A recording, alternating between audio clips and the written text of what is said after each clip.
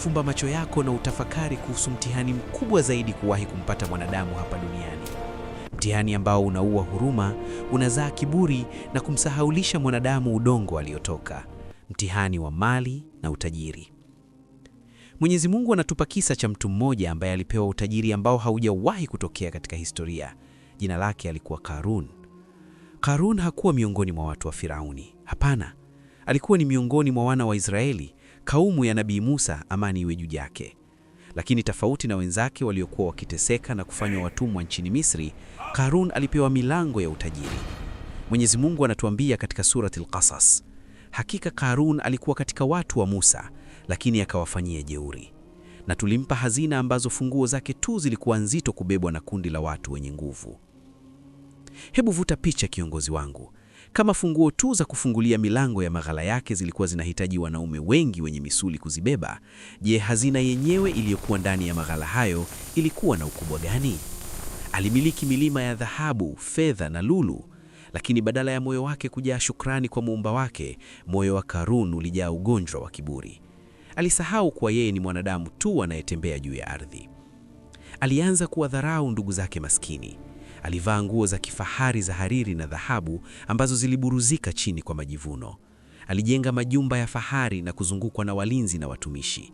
Watu wema na wanachuoni miongoni mwa wana wa Israeli walipoona jinsi anavyopotea, walimwendea kwa upendo kumpa nasaha. Wakamwambia maneno matano mazito yaliyojaa hekima. Wakasema, usijijambe, hakika Mwenyezi Mungu hawapendi wanaojigamba. Na utafute kwa yale aliyokupa Mwenyezi Mungu makazi ya akhera. Wala usisahau fungu lako la dunia. Nafanya wema kama Mwenyezi Mungu alivyokufanyia wema wewe. Wala usitafute kufanya uharibifu katika ardhi.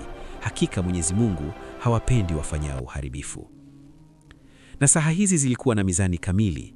Zilimkumbusha kuwa utajiri ni neema ya kutafutia pepo na atoe sadaka kusaidia wanyonge. Lakini mtu aliyepofwa kwa pesa hasikii la mawaidha. Karun aliwatazama wale watu wema kwa jicho la dharau.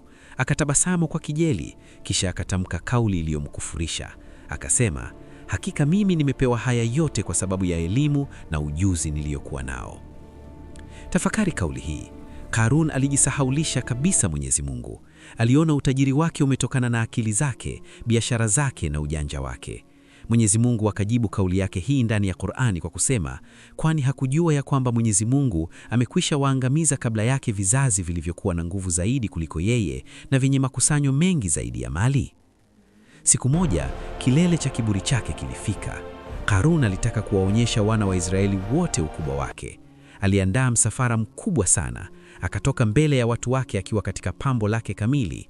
Alipanda farasi mzuri aliyepambwa kwa dhahabu, akiwa amevaa taji na majoho ya kifahari, akisindikizwa na maelfu ya watumishi, wapanda farasi na wanawake waliopambwa, huku wamebeba hazina zake wazi wazi ili kila jicho lione. Gaza la vumbi lilitanda wakati msafara huo ukipita katika mitaa ya watu maskini. Harufu ya marachini ya bei ghali ilijaa hewani. Watu waliposimama kutazama, mioyo yao iligawanyika makundi mawili. Wale waliokuwa wanapenda maisha ya dunia walipigwa na butwa, mate yakawadondoka, wakasema, laiti tungelipewa kama alivyopewa Karun. Hakika yeye ni mwenye bahati kubwa sana. Walitamani kuwa yeye, walitamani kuwa na pesa zake hata kama hana imani.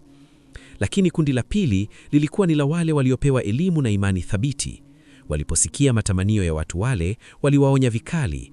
Wakasema, wela wenu, thawabu za Mwenyezi Mungu ni bora kwa yule aliyeamini na kutenda mema, lakini hawatopewa haya ila wale wenye subra.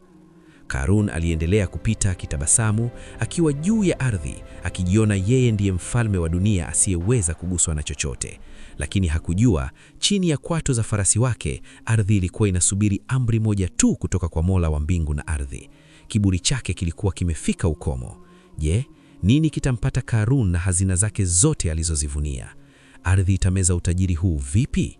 Usikose sehemu ya pili ya kisa hiki.